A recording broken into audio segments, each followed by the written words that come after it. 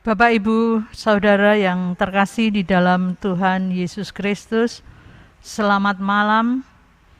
Selamat mengikuti persekutuan doa dalam rangka Pekan Pendidikan Kristen 2021. Saat ini kita akan merenungkan serta membaca firman Tuhan yang akan kita ambil dari kitab 1 Tesalonika pasal yang keempat, ayat yang ke-7 sampai dengan yang ke-12.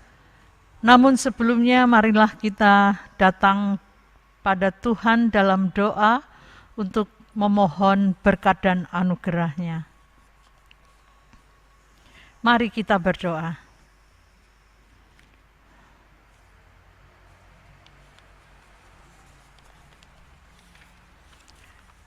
Bapa yang di surga, bersyukur hanya kepadamu atas segala berkat dan karunia yang telah Engkau berikan dalam hidup kami, pribadi lepas pribadi hingga saat ini.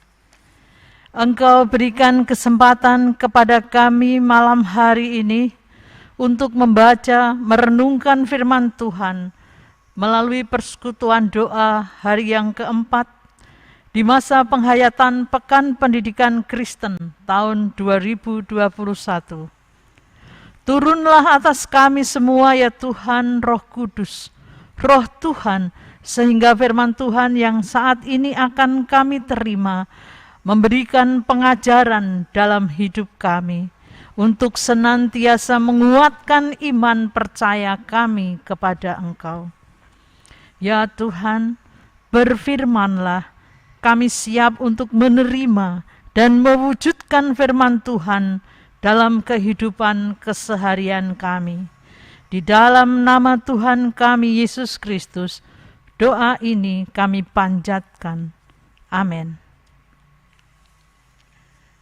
Bapak, Ibu, dan Saudara yang terkasih di dalam Tuhan Yesus Kristus, marilah kita merenungkan firman Tuhan yang terambil dari 1 Tesalonika pasal 4 ayat yang ke-7 sampai dengan yang ke-12. Yang akan saya bacakan demikian. Allah memanggil kita bukan untuk melakukan apa yang cemar, melainkan apa yang kudus. Karena itu siapa yang menolak ini bukanlah menolak manusia, melainkan menolak Allah yang telah memberikan juga Roh-Nya yang kudus kepada kamu. Tentang kasih persaudaraan tidak perlu dituliskan kepadamu, karena kamu sendiri telah belajar kasih mengasihi dari Allah. Hal itu kamu lakukan juga terhadap semua saudara di seluruh wilayah Makedonia. Tetapi kami menasihati kamu, saudara-saudara, supaya kamu lebih bersungguh-sungguh lagi melakukannya. Dan anggaplah sebagai suatu kehormatan untuk hidup tenang, untuk mengurus persoalan-persoalan sendiri dan bekerja dengan tangan seperti yang telah kami pesankan kepadamu, sehingga kamu hidup sebagai orang-orang yang sopan di mata orang luar dan tidak bergantung pada mereka. Demikianlah firman Tuhan. Yang berbahagia ialah setiap orang yang tidak hanya mendengar, tetapi juga menerima, merenungkan, dan melakukan firman Tuhan dalam kehidupan sehari-hari. Haleluya. Amin. Saudara dan Bapak Ibu yang terkasih di dalam Tuhan Yesus Kristus, untuk perenungan pada persekutuan doa hari yang keempat ini, dari bacaan 1 Tesalonika pasal 4 ayat 7 sampai dengan 12, akan kita beri judul Hidup Kudus dan Kasih Persaudaraan. Saudara yang terkasih di dalam Tuhan Yesus Kristus, menjadi Kristen itu adalah proses menjadi. Artinya harus diupayakan secara terus-menerus, secara dinamis dan aktif. Untuk menjadi Kristen yang diawali dengan tanda baptis, artinya kita siap untuk mengikuti perintah Allah yang tertulis di dalam kitab suci, yang terangkum dalam 10 hukum Tuhan, dan yang disederhanakan menjadi 2 hukum. Kita mengenal hukum kasih, yaitu mengasihi Allah dan mengasihi sesama. 2 inilah yang harus kita lakukan apabila kita menjadi seorang Kristen atau pengikut Kristus. Seperti juga pada pengakuan iman rasuli tentang persekutuan orang kudus yang tidak hanya diakui tetapi harus dinyatakan dengan jelas oleh karena Allah sendiri yang telah menganugerahkan, maka orang percaya secara praktis mewujudkan hidup persekutuan yang kudus itu. Saudara-saudara yang terkasih di dalam Tuhan Yesus, firman Tuhan yang kita baca dan kita dengar merupakan nasihat Rasul Paulus agar jemaat hidup kudus. Jemaat Tesalonika merupakan buah perjanjian Rasul Paulus yang pertama kali menyeberang ke Eropa atau Makedonia dan merupakan pengaruh budaya Yunani Romawi atau budaya kafir yang tidak mengenal Allah dan menyembah dewa-dewa, sehingga tidak mempunyai etika atau moralitas yang baik. Nafsu kedagingannya sangat menonjol. Kecemaran hidupnya tidak dipersoalkan oleh masyarakat pada umumnya. Rasul Paulus menekankan pembaruan etika dan moralitas jemaat Tesalonika dengan perilaku hidup yang kudus menggantikan perilaku yang cemar. Memberlakukan hidup kudus artinya hidup baru, hidup yang oleh Roh Kudus, hidup yang cemar ditinggalkan dan digantikan yang kudus dari Allah. Sebagai umat yang telah memperoleh kasih karunia Allah dalam Yesus Kristus, budaya yang cemar atau tidak berlaku kudus harus ditinggalkan. Terlebih bagi kita yang hidup dalam menantikan kedatangan Yesus yang kedua kali, sama seperti firman-Nya. Allah memanggil kita bukan untuk melakukan yang cemar, melainkan apa yang kudus. Terdapat dalam ayat yang ke-7.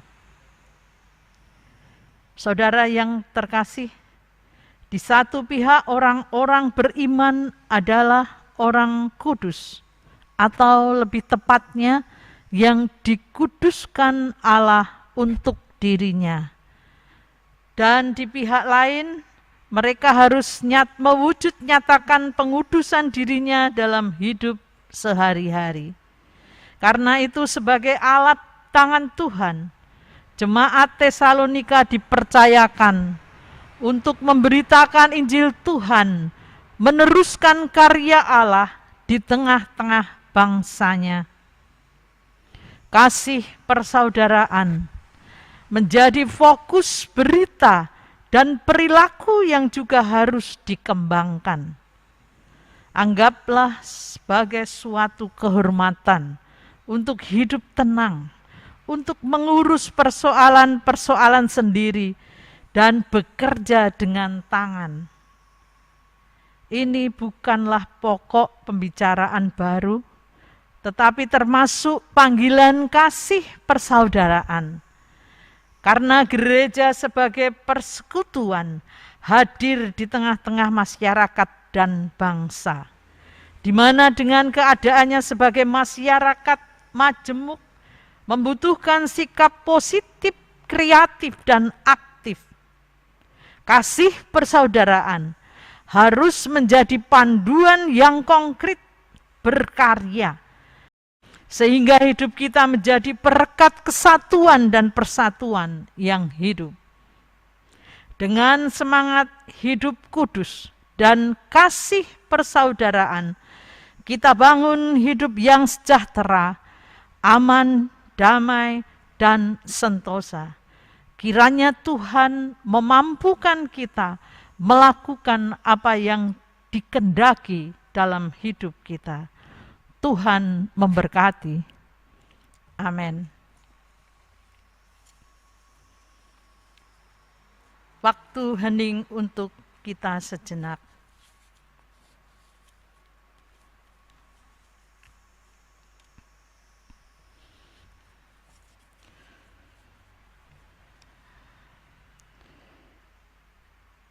Bapak, Ibu, dan Saudara yang terkasih di dalam Tuhan Yesus Kristus, marilah kita mengakhiri persetuan doa untuk hari yang keempat ini dalam doa syafaat.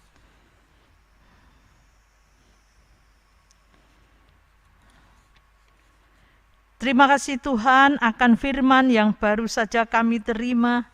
Biarkan firman-Mu tertanam dan tumbuh di hati setiap kami, dan Roh Kudus-Mu menuntun akal budi dan pikiran kami untuk benar-benar mengerti dan melakukan apa yang Engkau kehendaki dalam hidup kami, sehingga kami mampu menjadi surat-surat Kristus yang hidup di tengah-tengah dunia ini. Bapa di surga, terimalah doa kami untuk saudara-saudara kami yang saat ini sedang sakit dan berjuang dan berupaya memperoleh kesembuhan. Ulurkan tangan-Mu ya Tuhan, beri kekuatan, kesabaran, serta semangat sampai apa yang diupayakannya memperoleh kesembuhan. Hingga nanti pada waktunya, saudara-saudara kami dapat bangkit kembali memuliakan nama Tuhan. Di samping itu ya Tuhan, kami bersyukur untuk kesehatan dan kekuatan yang telah Engkau berikan kepada jemaat-Mu, terkhusus di gereja kami GKJ Wonogiri. Ajarilah senantiasa kami dapat membangun persekutuan yang dijiwai kekudusan dan kasih persaudaraan, sehingga ikatan persaudaraan di antara jemaat di sini, di GKJ Wonogiri, kasih Kristus memancar terang dan benar-benar dirasakan, sehingga damai sejahtera Kristus nyata di tengah-tengah kami. Bapa yang di surga, kami berdoa pada masa ini di mana pandemi COVID-19 saat ini kami rasakan bersama.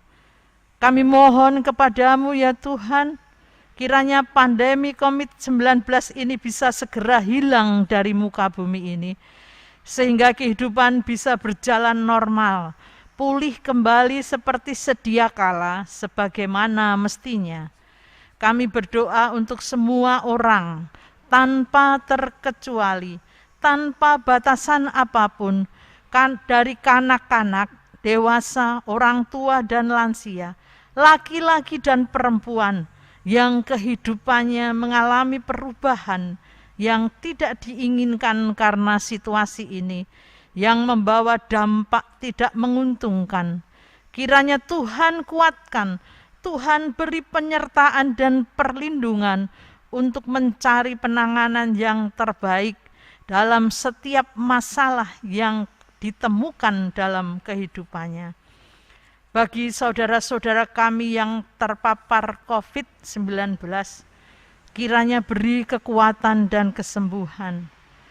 Bagi saudara-saudara kami yang kehilangan pekerjaan karena pandemi ini, gantikanlah baginya penghidupan yang layak, supaya tidak ada lagi kesengsaraan yang terus bertambah karena COVID-19.